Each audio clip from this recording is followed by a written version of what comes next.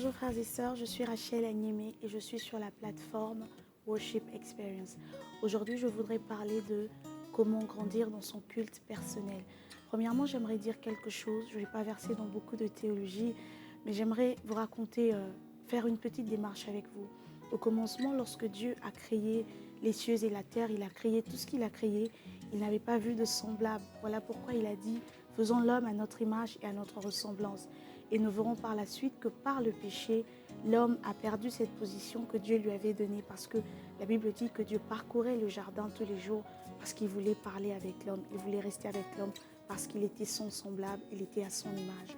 Lorsque l'homme a perdu cette position par le péché, la Bible nous parle de tout ce que Dieu a fait pour retrouver l'homme. Il a créé la loi, il a instauré la loi, il a fait beaucoup de choses parce qu'il voulait avoir l'homme auprès de lui.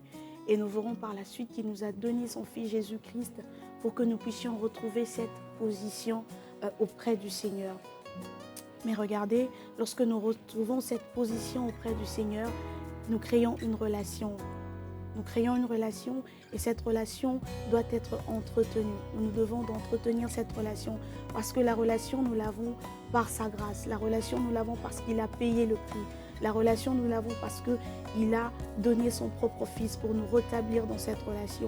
Mais maintenant, lorsqu'il vient de l'entretien de cette relation par la communication, par la communion, il y a des efforts que nous devons fournir pour apprendre à passer du temps avec Dieu. Il y a des efforts que nous devons faire pour apprendre à rester avec Dieu, pour aimer sa présence.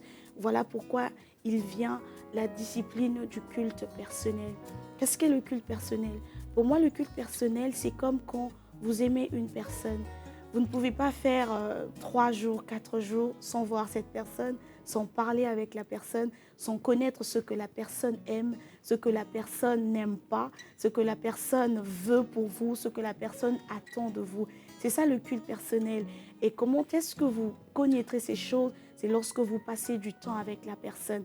Comment vous passez du temps avec Dieu? Par la prière, par la méditation. C'est par exemple dans la prière que Dieu vous dira « Je veux que tu fasses ceci ». Tant que vous n'avez pas fait cette chose, vous êtes en relation avec la personne, mais vous n'êtes pas en communion avec la personne. Vous voyez?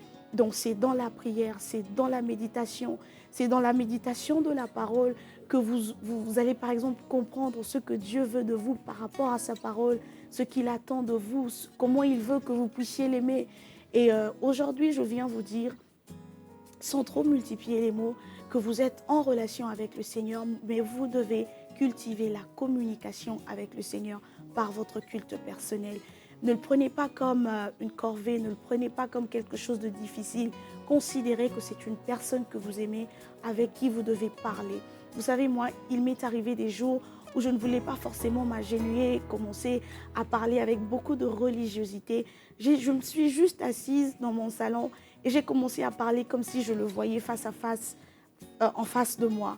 J'ai commencé à lui dire, Seigneur, tu sais, voilà, et c'était parti. Je me suis retrouvée en train de faire des heures à parler avec Dieu. Donc, des fois, ce qui nous bloque dans notre culte personnel, c'est le fait qu'on veut être religieux.